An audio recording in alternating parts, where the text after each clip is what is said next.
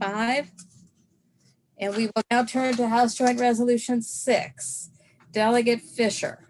Thank you, Madam Chairwoman and members. Fisher, I just want to make an announcement as you start, because you have a large number of witnesses.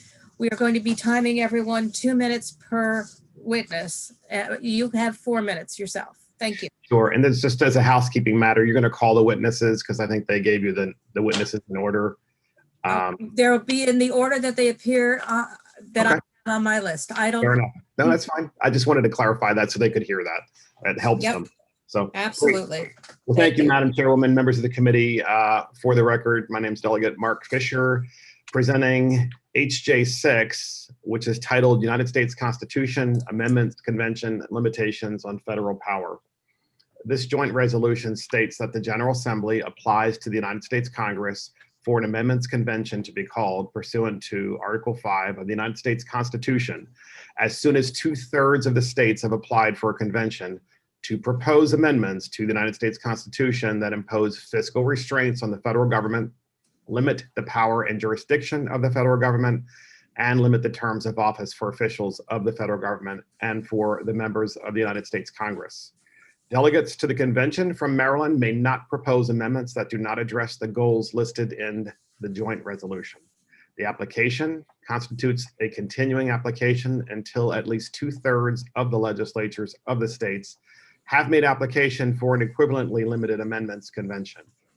That is essentially what the bill does. Currently, the Convention of States in the state of Maryland is not only growing rapidly, but we have 22,000 members and growing, and especially during the past 24 months. But of course, it has been growing over a course of years. I just wanted to say this, we have kind of a who's who from the Convention of States today, all of whom will be testifying, and you will be hearing from them very shortly. I know that this is a busy week for everyone, so I genuinely appreciate your patience. For me, I will tell you that one thing that bothers me about what I see at the federal government, and I can define this pretty succinctly, and that is executive orders, whether it is a Republican that signs executive orders, who's a president of the United States, or a Democrat who signs executive orders. It is, to me, the equivalent of a decree from the King of England, like from King George III, the very person whom we were trying to get away from. Yet it is indeed a decree without question, and it shouldn't be happening, yet it is. And it is Republicans and Democrats without question, because we see it obviously on both sides, and all of us have.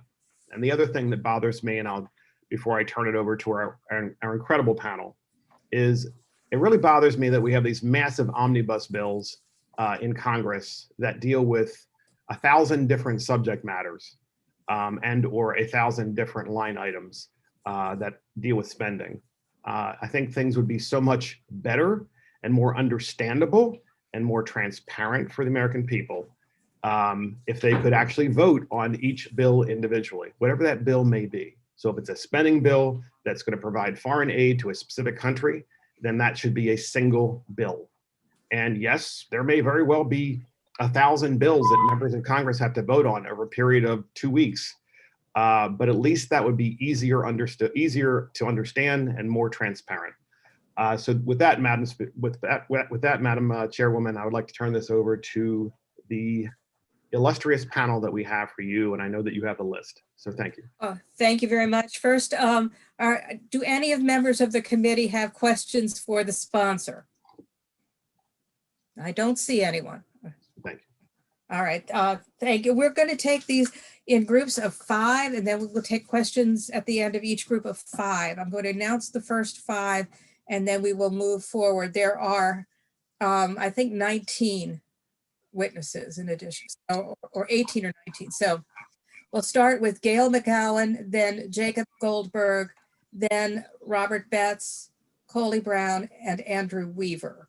So in that order. So Gail McGowan, please. All right, thank you. We're going to take these in groups of 5, and then we will take questions at the end of each group of 5. I'm going to announce the first 5.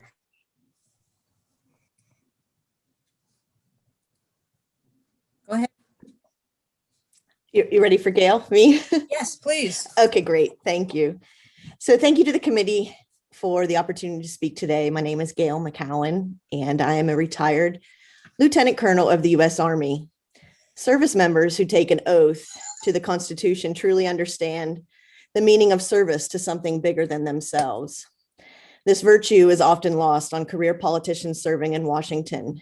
When politicians are elected, they go to Washington with the greater good of constituents in mind. But over time, citizens' confidence in Congress has been on a rapid decline. The federal government has become much larger than our founding fathers ever intended. New committees, new commissions, new regulations, new policies, new agencies are started on a regular basis. And with each new initiative comes the need for money, while creating new solutions to old problems, with my tax dollars going towards federal solutions, when many of these problems could and probably should be solved right here at the state and local level. Why wouldn't we want our Maryland dollars going towards Maryland solutions? During the past 10 years, there has been a paradigm shift towards infringement on constitutional rights, to include surveillance of citizens, big government spending, censorship and information, and free speech by big tech.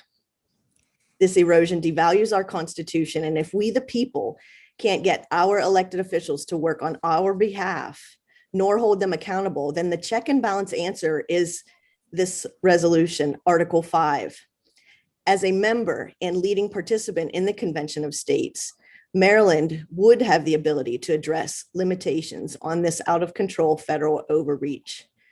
It's very simple. This is a constitutional solution to a constitutional problem. And I hope that you will see this as something that will give the state more power and give it a louder voice through the use of this convention. Thank you. Thank you very much. Jacob Goldberg. Hey there, good morning. My name is Jacob Goldberg, and I live in Riverdale Park with my wife, Sarah, and in a few short months, our first child. I've worked as a social studies teacher in the Prince George's County Public School System for almost a decade, and I'm here to support HJ6. Specifically, I wanted to talk to some of the fears that people have about a convention of states. And a common fear tactic used by folks who don't support HJ6 is to claim that it opens the door for a runaway convention.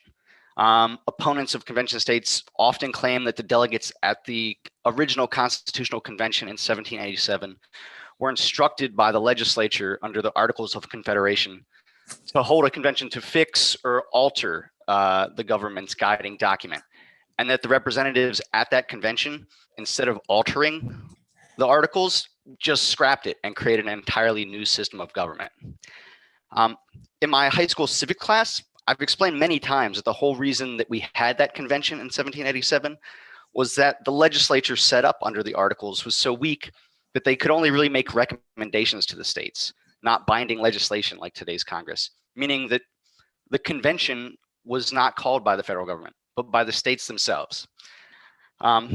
If you weren't familiar, the impetus for that convention in 1787 was actually a small meeting in a place called Mann's Tavern, located just a few blocks from your seats in the Maryland State House. It was there that delegations from several states met to discuss how to improve the federal government. Those delegates decided that we needed a convention of states to address the issue of a failing federal government. While the government under the articles gave a token blessing to this endeavor, it only happened because the state legislatures actually called it by passing resolutions much like the one I'm asking you to support today. Today, we have a similar situation where people are dissatisfied with the federal government, and we know that the federal government cannot solve the problem themselves. Can you please summarize now? Absolutely. So that's why I'm here, playing hooky from school this morning to ask you to do what those that came before you did. Support HJ6 and call a convention of states. Thank you. Thank you very much. Robert Betts. Mr. Betts, are you here? I see you. You're muted.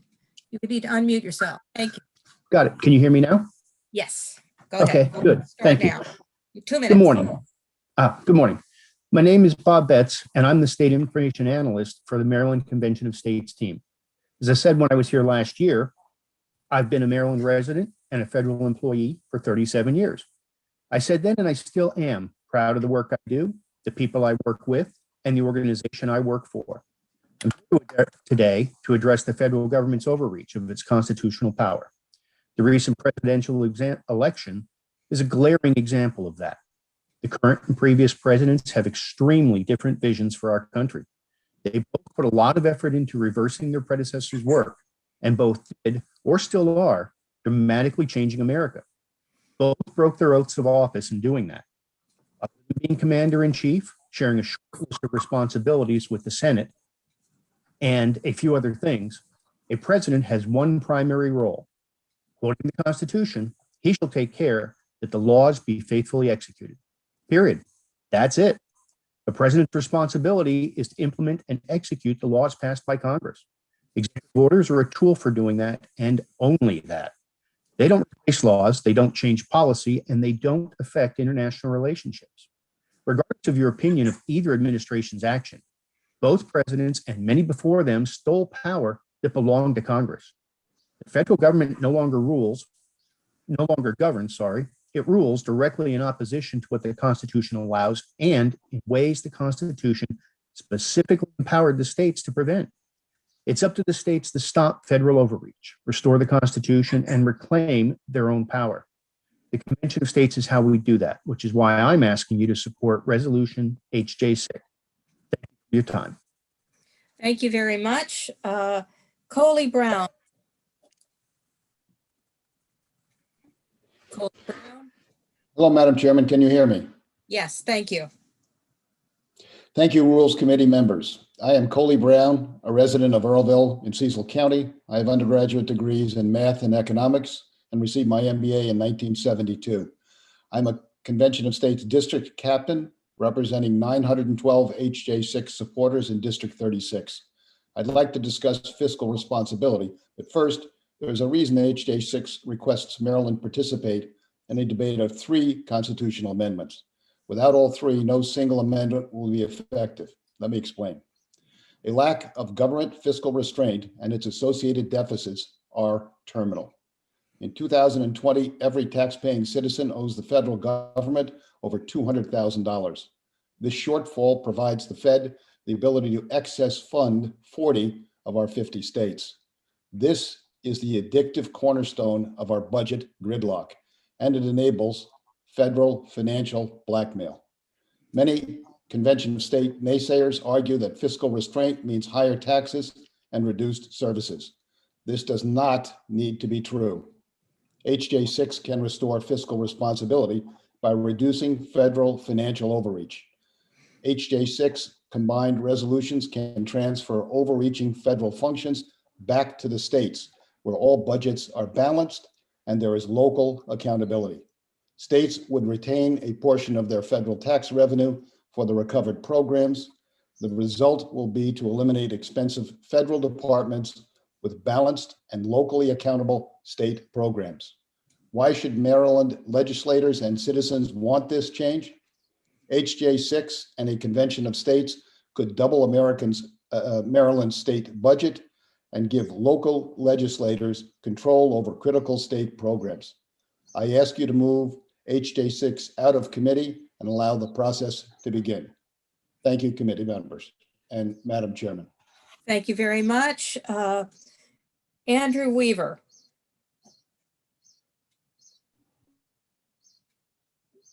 Mr. Weaver, you're muted. There you go. Thank you. Madam Chairwoman and members of the committee, thank you for hearing our testimonies today. My name is Andrew Weaver. I'm 22 years old, and I came to Maryland with Navy parents who were stationed at the Indian Head Naval Base. At this point, I've been self-employed and worked for small businesses for most of my employment history. Throughout this time, I've seen many small businesses struggling with meeting the regulations placed upon them through the overreach of federal lawmakers. Just one of these examples is the Affordable Care Act. Instead of allowing self-employed Marylanders to choose local health insurance agencies, we're forced to use the options provided by the federal government regarding who we can hire, how many hours they can work, and the healthcare agency we have to buy for them and ourselves. According to the 10th Amendment, all these powers belong to state legislatures like yourselves. And the reason for this is to ensure that Marylanders can make financial decisions that support Marylanders. In addition to this theft of power from the states, Congress continues to exempt itself from following the rules it makes for the rest of us. In the Affordable Care Act, the members of Congress have been granted thousands of dollars every year to ease the burden on them, while Maryland small businesses can't afford to hire an employee full-time due to the cost of meeting these mandates. This and other acts continue to demonstrate that there are indeed two laws, one for Congress, one for the rest of us. For this reason, I've chosen to support the Convention of States Resolution HJ6 and would humbly request that y'all would do the same. One of the goals of this resolution is to restrict the power of the federal government through an amendment to the Constitution protecting the power of state legislatures. Marylanders deserve to be able to debate this on the floor and to make the decision whether or not they are willing to end federal overreach in our state. For this reason, I ask you to support HJ6. Thank you for your time. Thank you very much. Are there any questions for this first group of 5 witnesses? Seeing